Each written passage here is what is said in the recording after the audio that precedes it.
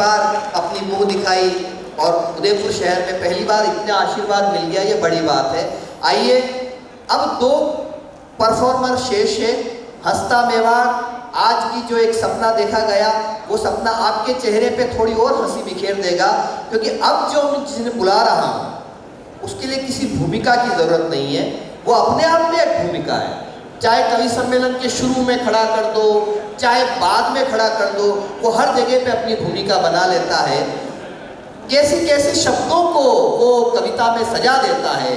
वो एक ऐसा पौआ है जो बोतल का मजा देता है, लेकिन वो अपने आप में अभी ओमान जाएंगे, जैसा आपने सुना, मैंने उनकी भूमिका में कहा आपकी जो चहल पहल है ये थोड़ी रुक जाए, क्योंकि हम इसकी ये जो समारोह है ये 1 घंटे का समारोह। चाय आ गई देखो साहब, ये कितनी अब जाके हमारी बात सब तक पहुंची और चाय आई है, इसके लिए हम आयोजकों का सबका बहुत बहुत धन्यवाद। आगे जो कुर्सियों पर बैठे उन तक भी पहुंचा है चाय। और इसी क्रम में मैं मुन्ना बैटरी जो मंदसौर से हमारे बीच में यहाँ आए हैं, वो जब तक वहाँ से अपने जगह से उठ के आप तक पहुँचे तब तक एक बार आप जरा जोरदार तालियां उनके लिए बजाएं। वो अपने आप में एक भूमिका है। वे आए, मुन्ना बैटरी मंदसौर, मध्य प्रदेश, भारत, अंतरिक्ष।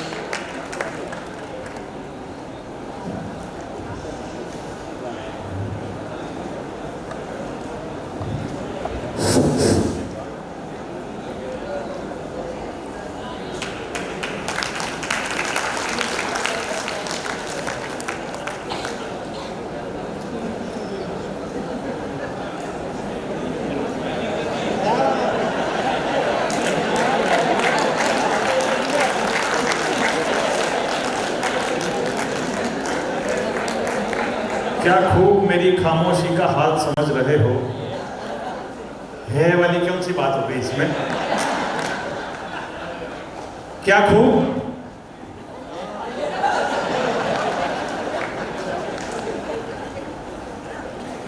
क्या खूब मेरी खामोशी का हाल समझ रहे हो।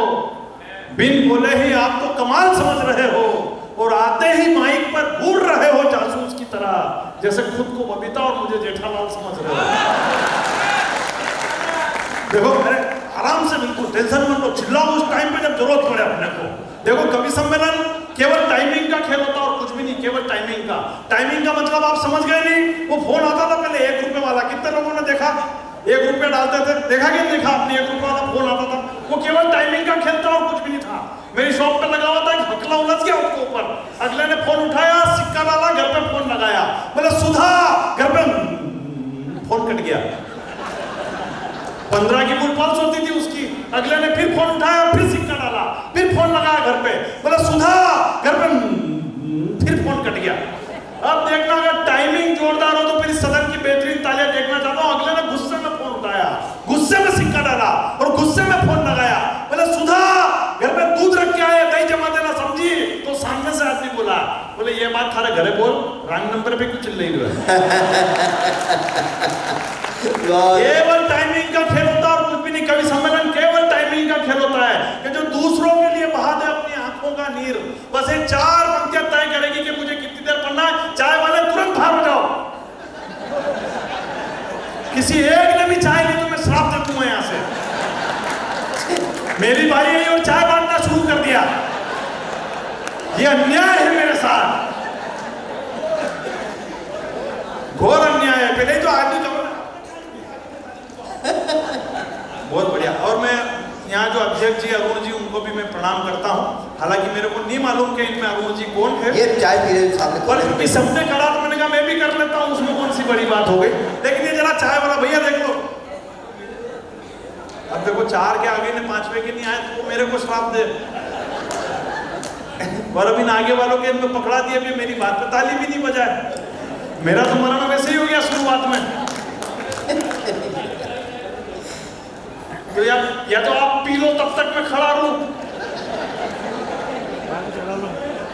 आप ये ताली बजाओ एक बार जरा बढ़िया। मैंने कहा टाइमिंग तगड़ी, उनको दूसरों के लिए बहा दे अपनी आंखों का नीर। बस ये 4 पंक्तियों में मुझे शुरू कर देना। दूसरों के लिए बहा दे अपनी आंखों का नीर, जो बिन बोले ही समझे वो पशुओं की पीर, और त्याग और संयम से जो वासनाओं को जीत ले, बस उसी हृदय में बसते हैं भगवान महाप्रभु। क्या बात है, वाह वाह वाह। ये केवल टाइमिंग का खेल होता है और कुछ भी नहीं। टाइमिंग का मतलब आप समझ गए, मैंने आपको समझाया। एक और टाइमिंग बताता हूँ, बहुत बारीक है। मालवा मेवाड़ के लोग इससे ज्यादा खतरनाक टाइमिंग और समझ ही नहीं सकते। कोई बात बहुत बारीक है, पहुंच जाए तो सूचित कर देना। कोई फोन अगर आपके पास दिन में 4:30 बजे आए, शाम को 5:30 बजे आए, 6:30 बजे आए, कोई टेंशन वाली बात नहीं। दिन भर फोन आते हैं, लेकिन कोई फोन अगर रात को 4:30 बजे आए, मालवा मेवाड़ वालों के सबसे पहले एक ही टेंशन जाती है, शंभू को फोन है, फतेहगढ़ वाला मासा जी गया दिखे। हाय हाय, तालियां कमजोर है आपकी,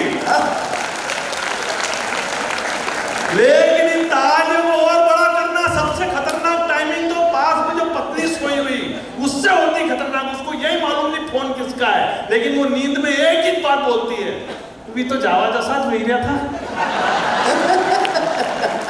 हमारे समझने की अंडरस्टैंडिंग बहुत खतरनाक है। मालवा मेवाड़ के लोग, मैं सही कह रहा हूँ। हमारे मंदसौर से भाई साहब अगर किसी आदमी को उदयपुर रेफर करते हैं, टाइमिंग देखना, अंडरस्टैंडिंग हम मालवा मेवाड़ वालों की बात शब्दों में ही समझ जाते हैं। हम किसी मंदसौर से हम यहाँ उदयपुर रेफर करते हैं और शाम को फोन लगाते हैं कि क्या हाल है, अगर वो कहते कि आइरिया हाँ, मतलब मामला ठीक है। और अगर वो कह दे कि लइरिया हाँ,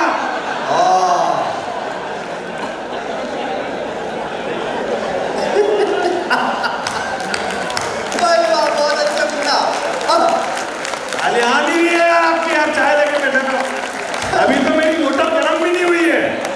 मैंने कहा ये अपनी अंडरस्टैंडिंग है। अपन बहुत कम, आप जो शादी ब्याह में कपड़े करते नहीं करते ना, कपड़े इधर उधर को चलते रहते कपड़े। आप देखो दुनिया की सबसे खतरनाक अंडरस्टैंडिंग है, जिसके कर रहे हैं वो अच्छी तरीका से जाने कि ये हिवाड़वा लायक है को नहीं। और जो कर रहे हो उन्हें भी अच्छी तरीके से मालूम है कि यो हिवाड़ेगा को नहीं, लेकिन अंडरस्टैंडिंग हमारी तगड़ी। तो ही ऐसे फोटो खींचाते हैं जैसे दोनों का आपस में गठबंधन हो गया।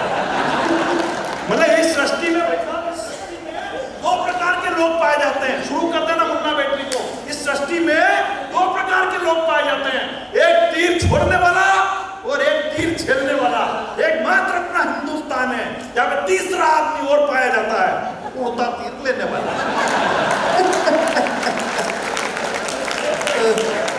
भरे पड़े हमारे यहाँ उड़ते तीर लेने के लिए। कोरोना वायरस जैसे खत्म हुआ, कोरोना वायरस के सम्मान के कार्यक्रम में बुलाया मेरे को देवास। मैं ही चला गया जोश में। उस दिन अपनी चाइना वालों से झड़प हो गई थी, तो मैंने 4 पंक्तियां चाइना वालों पे बिल्कुल गरम पड़ दी कि जब शेरे हिंद की सेना में कुछ महाराणा ही जाग गए, इन हथियारों के लगा के वो हाथों से गोले दाग गए, और टाइगर ने जब रखा कदम यूं अपने ही अंदाज में, तो चीनी गिदड़ रणभूमि से जान बचाकर भाग गए। अरे वाकई इसमें ताली बजाने वाली कोई बात नहीं थी। मैंने कहा कि आपको ताली बजाने के लिए, मैं तो कह रहा, मैंने जैसे ये पंक्तियां पढ़ी तो भीड़ में से निकल के एक आदमी आया और उसने मेरे खून से तिलक निकाल दिया। मैं भी खुश हो गया। मैंने कहा तो मेरा बहुत बड़ा सम्मान हो गया, बड़े कवियों की लिस्ट में मेरा भी नाम आ गया। मैं खुशी खुशी घर पहुंचा तो सुबह ऐसे ही आयोजक का फोन आया मेरे पास। बोले भाई साहब घर पहुंच गए क्या? मैं यहाँ पहुंच गया हूँ। बोले घर पर ही रहना। क्यों? बोले जिसने आपने तिलक निकाला था नहीं वो पॉजिटिव आ गया है। ताली आनी भी है आपकी यार।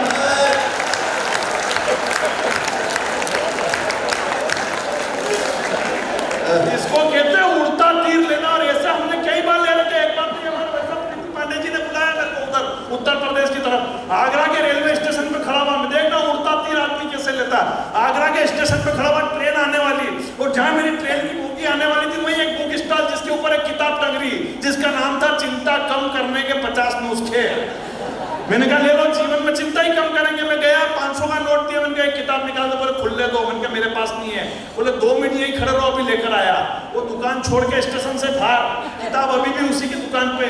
2 मिनट में ट्रेन मेरी स्टेशन पे आने वाली, और किताब का नाम चिंता कम करने के 50 नुस्खे। भाई साहब 500 का नोट उसके पास, 2500 की सीट मेरी ट्रेन के अंदर फंसी हुई, किताब अभी भी दुकान पर रखी हुई, और किताब का नाम चिंता कम करने के 50 नुस्खे। अब अगली बात में तालियां आपकी बड़ी देखना चाहता हूं। मैंने हिम्मत करी, मन के 500 का नोट गया तो गया, कम से कम 2500 की सीट तो बचाओ। उसकी दुकान में गए, ढेर में से किताब उठाई और चलती हुई ट्रेन के अंदर चढ़ गया, सांस भरा गई, किताब बैग के अंदर रखी, टेंशन फ्री। उनके भाल में जाए 500 का नोट, सीट तो बची। घर पर गया, पत्नी को जाके बोला उनके अपने जीवन के सबसे बड़े दुख खत्म करने के लिए एक शानदार चीज लेकर आया हूँ। चेन खोली, अंदर से किताब निकाली, जल्दबाजी में दूसरी उठा लाया, स्वतंत्र से छुटकारे के 25 रुपए।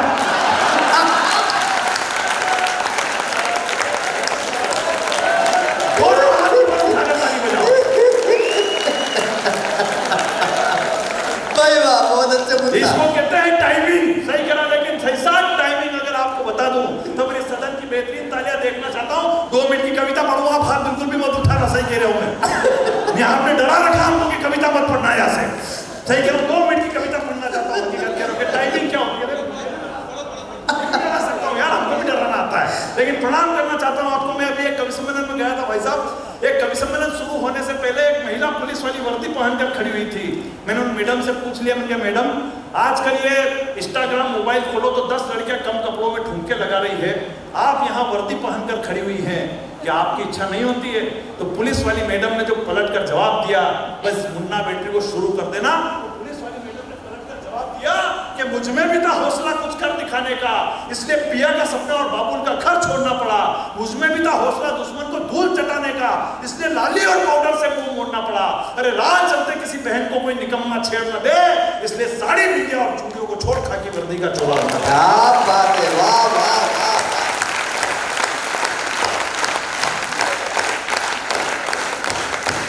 टाइमिंग का खेल होता है भाई साहब। टाइमिंग आज तो खेल यार उदयपुर मैं बहुत बढ़िया ही करता हूँ। सही करो आज तो खेल भाई साहब। आपने उदयपुर आता हूँ, यहाँ इतने बढ़िया, ये राजस्थान में उदयपुर में एकमात्र ऐसी जगह है जहाँ राजस्थान में हमें इतने बढ़िया श्रोता तो खेल पूरे राजस्थान में अच्छे मिलते हैं, पर इतना बढ़िया मंच आप सुव्यवस्थित तरीके से सुन रहे हैं, कर रहे हैं, ऐसा हमको हर जगह थोड़ी मिलता है। ये भाई साहब जानते हैं, हम सब भूपेन के कार्यक्रम में जाते हैं हाड़ौती में, हिंदुस्तान के सबसे खतरनाक मंच होते हैं हाड़ौती के क्षेत्र की तरफ।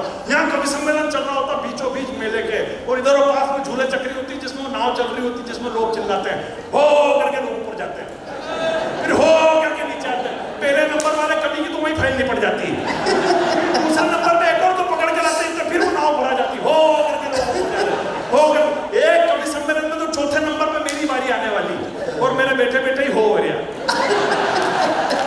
क्या आज अपनी फाइल निपटने वाली। तो मैं गया नाव वाले के पास, मैंने कहा बंद कर इसको। बोले भाई साहब उनको बटन खराब हुई क्यों? अरे तालियां तो अगली बात से बजाना। मैंने कहा फिर इसके अंदर ये लोग चिल्ला कर रहे हैं, बोले ये उतरने के लिए ही चिल्ला रहे हैं।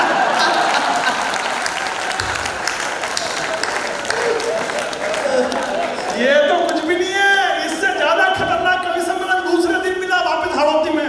वो वही मेले के बीचों बीच कवि सम्मेलन, इधर वो छोले भटूरे वाला चिल्ला रहा, इधर वो चप्पल जूते वाला चिल्ला रहा, इधर वो माइक वाला चिल्ला रहा, उधर वो मनियारी आइटम वाला चिल्ला रहा। अब इधर से कवि बोले और उधर से उसकी आवाज आए, तो इनकी आवाजें आपस में मैच वाली, मालूम ही नहीं पड़ रहा कवि सम्मेलन चल रहा है कि क्या चल रहा है।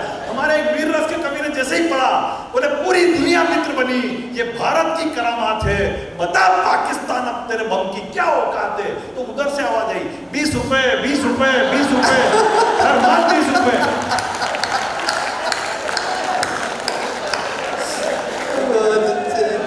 उसके बाद ये प्रीति पांडे जी आई, इन्होंने जैसे ही कहा बोले आज मैं अपनी शायरी से आपको मदहोश कर दूंगी, तो उधर से फिर आवाज आई, ये देखिए काली नागिन है भाई साहब, ये बंगाल का काला जादू 40 रुपए में देखिए।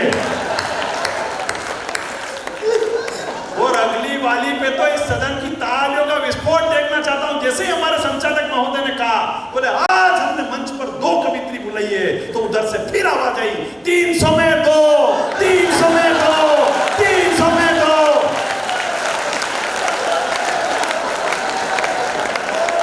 भाई जरा एक बार ताली बजा दो, बस बजा क्या? मैंने कहा केवल टाइमिंग का खेल होता है, कुछ भी नहीं। लेकिन हकीकत कह रहा हूं, आपने मैं हकीकत करा, आप मुझे केवल 10 मिनट देना, 15 मिनट सुनाऊंगा, 20 मिनट में बैठ जाऊंगा, ये बात मैं हर आधे घंटे में बताता रहूंगा जब तक कि मेरा 1 घंटा पूरा नहीं हो जाता। क्योंकि जिस उद्देश्य से आए हैं वो उद्देश्य पूरा होना चाहिए, और 4 घंटे प्रथम जिस उद्देश्य से आए हैं वो उद्देश्य पूरा होना चाहिए। केवल आपके चेहरे पर मुस्कुराहट बांटने के लिए आज का जेएसजी ग्रुप ने आपके चेहरे पर मुस्कुराहट बांटने के लिए किया। मैं चाहता हूं जरा एक बार बड़ी वाली ताली जेएसजी ग्रुप के लिए मिल जाएगा। जिस उद्देश्य से आए हैं वो उद्देश्य चाहिए, वरना याद रखिएगा कुछ लोग 15 साल में भी उद्देश्य पूरा नहीं कर पाए और कुछ लोग 70 साल में भी उद्देश्य पूरा नहीं कर पाए और कुछ लोगों ने 15 साल में ये अयोध्या में उद्देश्य पूरा कर बता दिया। मैं 4 पंक्तियां पढ़ता हूं कि संघर्षों का ये किस्सा अब जमाने में पहचाना जाएगा। मैं जो आज कह रहा हूं ये अनंत काल तक माना जाएगा और भूल जाएंगे वो लोग कि ताज प्रेम की निशानी है, भूल जाएंगे वो लोग कि ताज प्रेम की निशानी है। अब दुनिया में हिंदुस्तान को राम मंदिर से जाना जाएगा। हालांकि राम जी अभी खूब टेंशन में है, हालांकि उनकी टेंशन अतिथि आएगा हमारे बीच में। हमारे बहुत प्यारे भाई पारस सिंघवी जी पधार गए हैं। आप अपनी तालियों से पारस जी का स्वागत कर लीजिए। आओ पारस जी, आप नहीं, आप थोड़ा जल्दी आते तो आपको चाय भी मिलती, आप लेट हो गए। हालांकि आगे आगे की लाइन वालों को मिली, पीछे वालों को तो मिली नहीं, फिर भी कहाँ बैठ गए?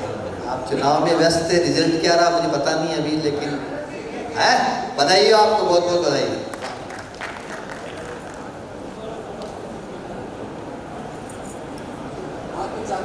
नहीं, मैं पूछ रहा कि कौन सी पार्टी से जीते। हमारे क्या भाई साहब, एक तो क्या क्या जब राजस्थान में, अभी तो खैर बीजेपी की सरकार है यहाँ पे भी, मध्य प्रदेश में भी राजद और क्या आती थी, कितना पकड़ रहा है उधर से लोग, इधर उधर कर रहे हैं। उससे क्या आदमी का ध्यान नहीं, आपने खर्चा कर रखा हमारे ऊपर, तो ध्यान हमारे ऊपर रखो।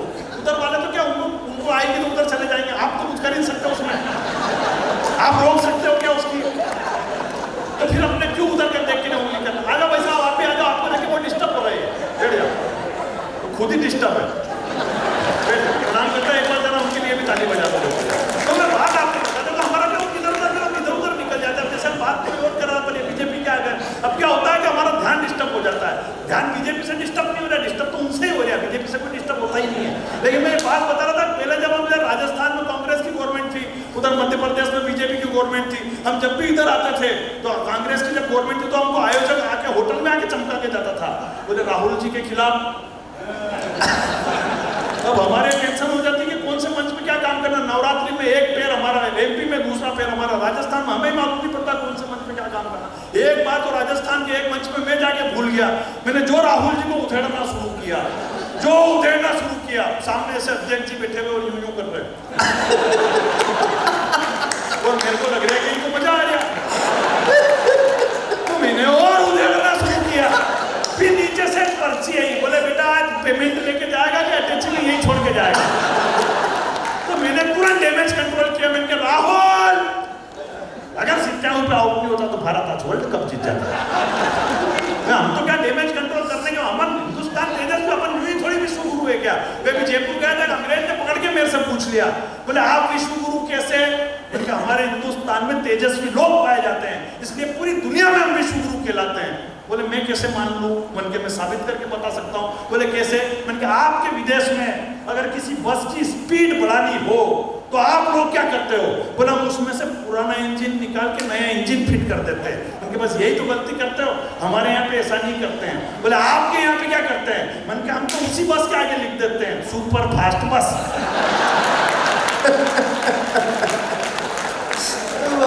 और लोग समझते कि यही वाली फास्ट है। हमारा तालियां तो अगली बात पे बजाना, उससे ज्यादा तेजस्वी तो बस का कंडक्टर होता है। पूरी की पूरी बस लबालब भरी होती है, लेकिन वो नीचे खड़े रह के आपको एक ही बात बोलता है, आप ऊपर चलो मैं आपको बिठवा रहा हूं।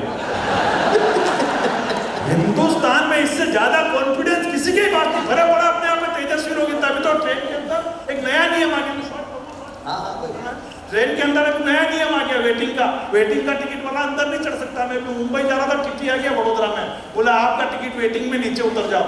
मैंने कहा साहब थोड़ा ही तो और जाने दो। बोले नहीं, रूल्स इज रूल्स। इतने में एक भिखारी आया और बोगी के अंदर भीख मांगते हुए हे करते। मैं कहा देख लो मेरे पास तो टिकट है, इसके पास तो वो भी नहीं है। वो भिखारी बोले कन्फर्म टिकट लेके चल रहा हूं मैं।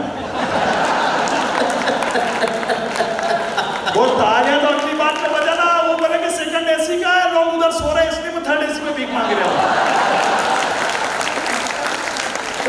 इतने तेजस्वी लोग अपने आप कौन कह सकता है कि अपन विश्व गुरु नहीं बन सकते? मतलब आजादी भाई साहब, 2 आदमी मुंह में गुटखा फंसा के 2 घंटे तक लगातार बात कर सकते हैं अपने यहाँ पे, इतने तेजस्वी लोग हैं।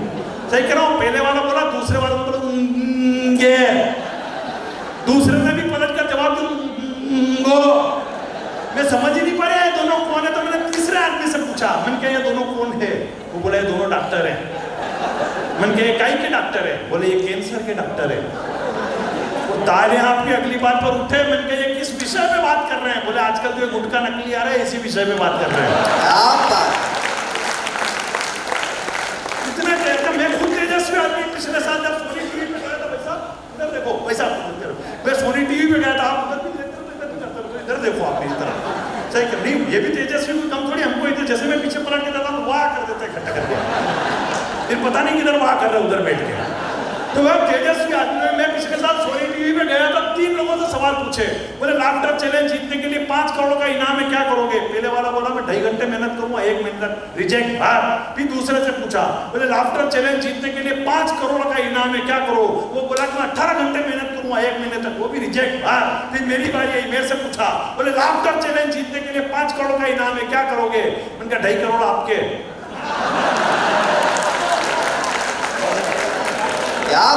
बोले सिलेक्ट जाओ अंदर।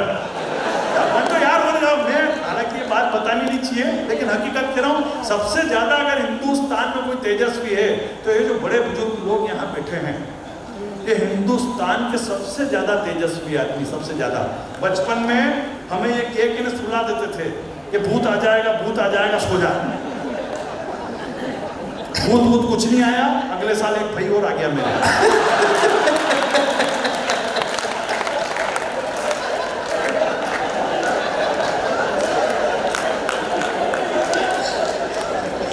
आज 25 साल बाद जब प्रॉपर्टी के बंटवारे हो रहे हैं, तो मेरे को ये लग रहा है कि काश उस रात को भूत आ जाता तो मैं 5-50 लाख से नहीं निपटता। पता कितने तेजस्वी भाई, हिंदुस्तान का सबसे ज्यादा तेजस्वी है, सबसे ज्यादा तेजस्वी अगर कोई है तो हिंदुस्तान का मीडिया सबसे ज्यादा, सबसे ज्यादा तेजस्वी अगर कोई है तो हिंदुस्तान का मीडिया। पहली बार जब हिंदुस्तान में रफेल आया, पहली बार उस रफेल की भी इतनी तारीफ करी जितनी तो बनाने वाले को भी मालूम नहीं थी कि मैंने इसके अंदर क्या क्या लगा रखा है। मैंने 2 घंटे, रफेल आया 2 घंटे लगातार राणा गोस्वामी को सुना, 2 घंटे लगातार मेरे खुद के अंदर ऐसा रफेल आया कि घर के बाहर रखा हुआ एक्टिवा भी मेरे को रफेल जैसा नजर आने लग गया, और पड़ोस के शर्मा जी की शक्ल में तो मेरे को जिम्पिंग नजर आने लग गया। ये तो अच्छा रहा मेरी वाइफ ने मेरे को सब्जी लेने के लिए मार्केट भेज दिया, वरना मैंने तो चाइना पे अटैक करने का मूड बना लिया था। तो इतने तेजस्वी लोग हैं हिंदुस्तान में, और आपको तालियां मेरे ऊपर इस बात पर बजानी चाहिए कि मैंने इतने तेजस्वी लोगों के नाम आपको गिना दिए, लेकिन हिंदुस्तान का जो महा तेजस्वी आदमी है उसका तो मैंने अभी तक नाम ही नहीं लिया है। सही कह रहा हूँ, वो कुतुब मीनार पर चढ़ के उसको भी झुका सकता है, अपनी ही फूंक से ट्रक का टायर भी फुला सकता है, और जलेबी के नाम पर राहुल को इतना भी परेशान मत करो, वो इतना तेजस्वी है कि खेत में समोसे भी उगा सकता है।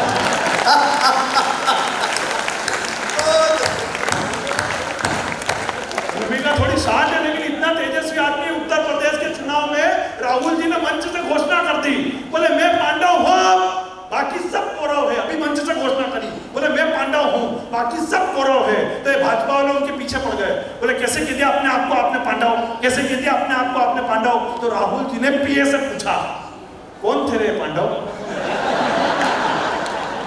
तेने बुलवा तो दिया मेरे से, मेरे को ध्यान ही नहीं कौन थे पांडव। तो उन्होंने कहा सर ये पांडव जो थे ये महाभारत के एक पात्र थे। बोले नहीं, दिखाओ मेरे को कौन थे पांडव। आखिर कार्यालय में टीवी मंगाई गई, टीवी के अंदर महाभारत चलाई गई। अब संजोग से वो वाला दृश्य चल गया, इधर पांडव मुंह लटका कर बैठे हुए, इधर द्रौपदी की साड़ी खींची जा रही, ऊपर से ऐसे करके भगवान श्री कृष्ण साड़ी दे रहे। तो ये दृश्य देख के राहुल जी को गुस्सा आ गया, बोले ये क्या दिखा रहा मेरे को, एक महिला की साड़ी खींची जा रही है और ये 5 मूर्ख मुंह लटका कर बैठे हुए हैं, कौन है मूर्ख?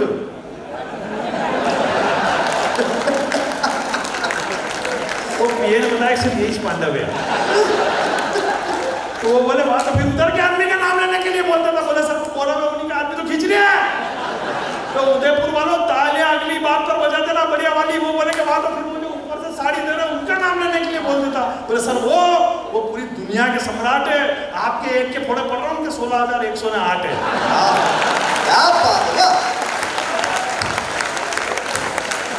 जीवन में अपने आप को अपडेट करना सीखो। ये लड़कियां बैठी हुई नहीं यहाँ पे वो शादी के टाइम पे जिया जी जिया जी जिया जी करके जूते चुरा लेती है। जूते चुराने की कोई जरूरत नहीं है, एक बार जिया जी का मोबाइल चुरा कर देखो ना, जो जिया जी 500 की जगह 50,000 तुम्हारा हाथ में रखे तो नाम बदल देना मुन्ना बैठने का, क्योंकि जिया जी को अच्छी तरीके से मालूम है कि 3 दीदियां पहले मोबाइल में फंसी हुई है। कह रहा मोबाइल की माया अलग है। आप घर से निकलो, यहाँ से तुरंत से निकल के महाराणा प्रताप स्टेशन तक जाओ, आपका अगर पर्स छूट जाए तो आप पलट के नहीं जाओगे वापस, के बाद शाम को ले लेंगे। लेकिन आपको लग जाए कि मोबाइल घर छूट गया, आप दबाव से वापस पलट के आ जाओ। सही कह रहा, जीवन में अपने आप को अपडेट करना सीखो, नई नई चीजें आ गई हिंदुस्तान में, नए नए त्योहार आ गए, नई आज तो आपने सादा कैमरा लगा रखा, आजकल एक नया कैमरा एक और आ गया उड़ने वाला, वो बहुत खतरनाक चीज है वो भाई साहब। सही कह रहा, खतरनाक। एक शादी का सीन, अब मस्ती में आ जाना बिल्कुल सही, 5 मिनट बिल्कुल मस्ती देके जाऊंगा। एक शादी का सीन देखना, कितनी खतरनाक चीजें आ गई आजकल। एक शादी में मैं पूरी प्लेट भर के ना खाना खा रहा, वो ड्रोन कैमरा आया ऊपर से, 2 मिनट तक छत पे खड़ा रहा, फिर घरधनी का फोन आया, कारे इतने जो 5 प्लेट में जामुन ले रखे तू खाई लेगा के? मन के एक एक करने घूमत बोले एक एक करने ले ले, तो वगड़वा की क्या जरूरत पड़ रही? ड्रोन आजकल कुछ भी कर सकता है शादी में। एक शादी का सीन बताता हूँ आपको, बहुत खतरनाक। आजकल बड़ी बड़ी शादियां हो गई, टीवी स्क्रीन लगाते हैं शादी में, देखा होगा आपने, तो ड्रोन कैमरा पूरे शादी को कैच करता रहता है, इधर से लेके इधर तक। दूल्हा दुल्हन को माला पहना रहा, दुल्हन दूल्हे को माला पहना रही, केटरर्स वाले खाना खिला रहे, बच्चे लौट रहे, आगे की लाइन में चाय पिला रहे, ये सारा ही सीन आ जाता। मैं बताता भी हूँ इन्होंने चाय पी, आप पीछे वालों को क्यों छोड़े यार, मैं आपकी तरफ पीछे वालों। तो ड्रोन कैमरा पूरा क्या, अब शादी में तो सबसे खतरनाक आदमी होता है, वो होते हैं फूफा जी, सबसे खतरनाक। उनके दिमाग में पूरा बात ही चल रही होती है, बोले ऐसा क्या करूं इस शादी में कि मेरा भी नाम हो जाए। तो वो पूछे, कभी कभी शाम पर महंगी पड़ जाती है, वो पूछे ड्रोन कैमरे वाले के पास, बोले ये कैमरा थोड़ा सा और ऊपर तक ले जा, ताकि पूरी धर्मशाला का फोटो इस टीवी स्क्रीन के अंदर दिखाई दे। अब वो ड्रोन कैमरे वाला बेचारा भावुक हो गया, वो जैसे ही कैमरे को ऊपर ले गया तो उधर छत पे साइड में बेजी साहब बुआ जी को अकेले में श्रीखंड खिला रहे।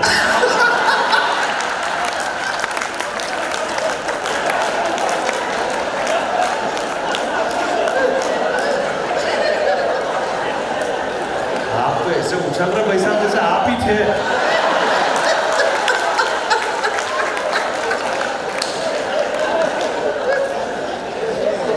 देखा ये तो अपनी वाली दिख रही है, तुरंत बोले बोले दूसरी छत पर ले जा।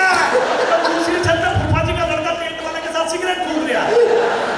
अब तालियां दोनों हाथ ऊपर करके बजा देना बढ़िया वाली। वो ड्रोन कैमरे वाला पहुंचा फूफा जी के पास, बोले फूफा जी कैमरा थोड़ा और ऊपर ले जाऊं क्या? तो फूफा जी बोला स्वर्ग में क्या मेरे पूरे खानदान के कर्म बताएगा क्या?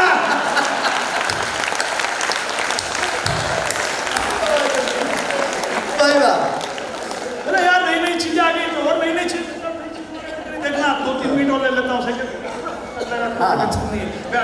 नई नई चीजें आ गई। आजकल आपने देखा होगा, वो जैसे दूल्हा दुल्हन मंच में जाते हैं तो फोग एंट्री कराते हैं, आपने देखा होगा, वो मटके रखते हैं, पता नहीं क्या उसके अंदर डालते हैं, वो धुआं निकलता है, फिर वो दूल्हा बीच में ले जाता है, दुल्हन को 2-4 आटे देता है उसने। और क्या हो गया? एक शादी का सीन देखो आप, खतरनाक हकीकत कह रहा हूँ। वो दूल्हा दुल्हन आगे जा रहे ऐसे, तो वो पता नहीं इवेंट वाले को कोई नया छोरा था, उसको मालूम नहीं क्या डालते इसमें, उन्होंने थोड़ा कैपेसिटी से ज्यादा डाल दिया, तो वहाँ धुआं धक्कर थोड़ा ज्यादा हो गया। वो धुआं इतना हुआ कि दूल्हे के हाथ से दूल्हे नहीं छूट गई, बुआ जी चल रहे थे। तो दुल्हन साइड में रह गई, 4-5 आटे बुआ जी को खिला दिया उसने। जैसे ही धुआं कम पड़ा तो बुआ जी फिर टेंशन में बोले, तो फिर अपनी वाली दिख रही है। नई नई चीजें। एक और चीज देखी होगी आपने, आजकल वो मंच के साइड में ऐसी काली मशीन रखी हुई होती है साहब, देखना जैसी काली मशीन, उसके अंदर फूल भरते रहते, बटन दबाते हैं, वो जैसे फक करके छोड़ते हैं तो वो पन्नी ने चिंद्रन ने पता नहीं क्या क्या फूल। अब अपने यहाँ मालवा मेवाड़ की तो हालत खराब है, चीजों के अपने काम की थोड़ी है क्या। वो मशीन वाला मशीन पहले ही रख के मैं चला गया वहाँ पे, एक जगह और शादी थी तो वहाँ में चला गया, दूल्हा दुल्हन मेकअप में फंसे हुए, उसको मालूम है 1.5 घंटे से पहले तो आने वाले नहीं है। इधर खाना स्टार्ट हो गया, अब अपने मालवा मेवाड़ की तो लेडीज है, वो प्लेट में भरा खाना और वो गोला बना के बैठ गई मशीन के आसपास। अब उन्हें क्या मालूम कि मशीन काई की, वो जाने डस्टबिन।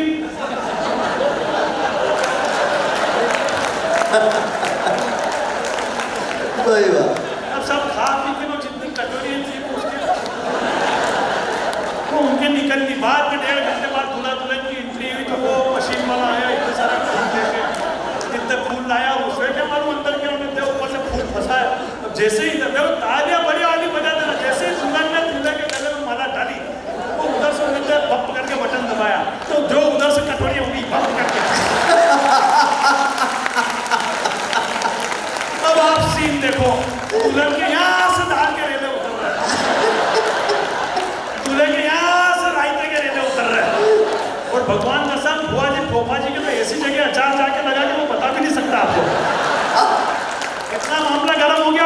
ढंग से नहीं बजा रहे हो आप यार।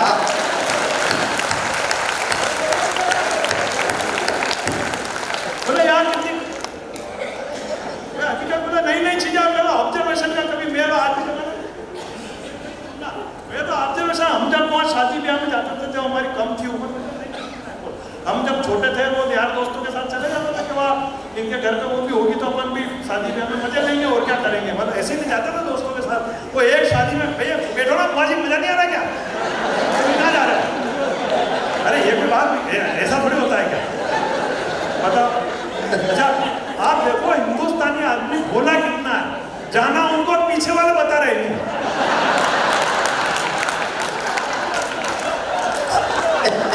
मतलब यार ये उदयपुर में ही हो सकता है तो ये अपन आए बार ताली बजा जरा यार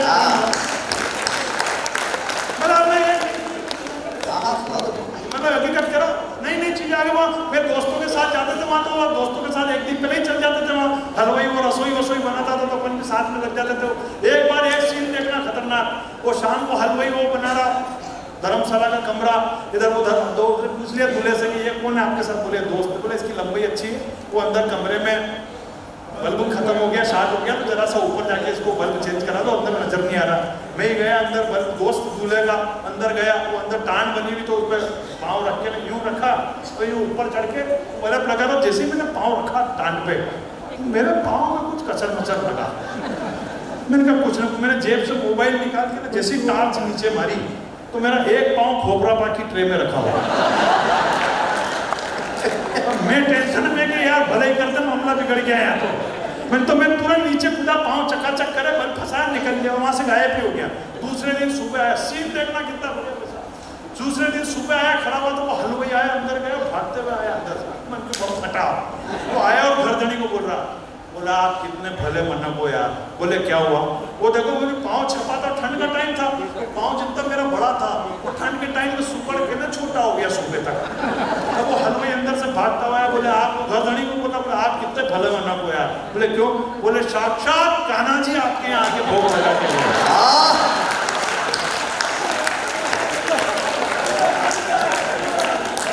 कान्हा जी ये आनंद की बात है। समय की अपनी मर्यादा है एक अकेले मैंने अपना आधा घंटा पूरा कर दिया लेकिन मैंने कहा नई चीजें नए त्योहार आ गए वैलेंटाइन डे आ गया मदर्स डे जैसा त्योहार अपने हिंदुस्तान में मदर्स डे की क्या जरूरत है। ऐसे लोग ऐसे टटपूंजिए फेसबुक पे हैप्पी मदर्स डे लिखते हैं जो घर पे जाके माँ को पानी की नहीं पूछ रहे। अरे आया क्या मैंने खुद ने लिख दिया था मैंने फेसबुक पे लिख दिया हैप्पी मदर्स डे। मेरी पत्नी का फोन आया बोला आज तो बहुत प्रेम उमड़ रहा माँ के प्रति। मैंने कहा कौन इसकी टेंशन मोल ले मैंने तुरंत जाके वापस एडिट कर दिया मैंने कहा मेरी ये पोस्ट मेरी बच्चों की माँ के लिए है। अरे तालियां तो अगली बात तो बजाना उसी पोस्ट पे मेरी खुद की माँ का कमेंट्स आया बोले कमीने घर पे आकर बताती हूँ हमारी माँ कोई मदर्स डे की मुहताज थोड़ी थी कि आपको तो मालूम है जब अपन बचपन में छोटे थे याद करना अपने बचपन को जब अपन बचपन में छोटे थे हमारे यहाँ मदर्स डे कैसे मनता था जिस दिन भी हमारे घर पे कद्दू की सब्जी बनती थी और हमने खाने में आनाकानी करी बस पेट पकड़ के डायरेक्ट किचन में ले जाती थी और 3 झापड़ के साथ 4 रोटियां पेट में उतारती थी और आधे घंटे बाद जब उस कद्दू की सब्जी की डकार आती थी बस उस दिन हमें लग जाता था कि आज हमारा मदर्स डे बन गया। लेकिन तालियों को बम्पर तालियों को बदलना कि इतनी मार खाने के बाद भी चुप रहता था क्योंकि शाम को घर पे फादर आते थे और मैं बिल्कुल भी नहीं चाहता था कि एक दिन में 2 त्योहार बने।